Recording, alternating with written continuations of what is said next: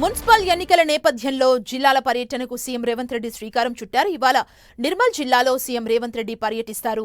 మామడ మండలంలోని పోన్కల్ గ్రామంలో గోదావరి నదిపై నిర్మించిన సదర్మాట్ బ్యారేజీని ప్రారంభించనున్నారు.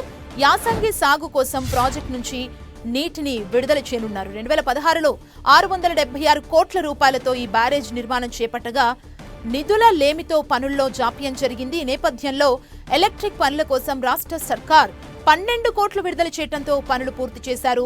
నిర్మల్ జిల్లాలో 13,000 ఎకరాలు, జగిత్యాల జిల్లాలో 5,000 ఎకరాలకు సాగునీరు అందించనున్నారు.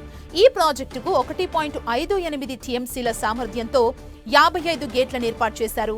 అనంతరం నిర్మల్లో ఏర్పాటు చేసిన బహిరంగ సభలో సీఎం ప్రసంగించనున్నారు.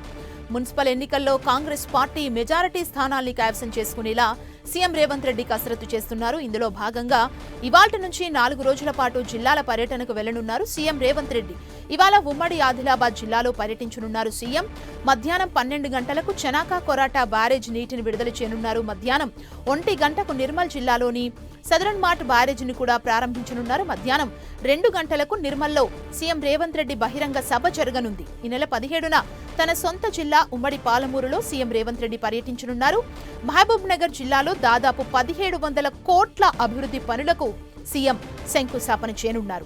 ఈ నెల 18న ఉదయం ఖమ్మం జిల్లాలో పర్యటించనున్న సీఎం మధ్యాహ్నం మేడారం వెళ్లనున్నారు. అక్కడే మధ్యాహ్న సమయంలో సీఎం కేబినెట్ మీటింగ్ లో పాల్గొననున్నారు. ఈ 19న మేడారంలో సమ్మక్క సారలక్కను దర్శించుకొని పలు అభివృద్ధి పనులను ప్రారంభించనున్నారు సీఎం రేవంత్ రెడ్డి.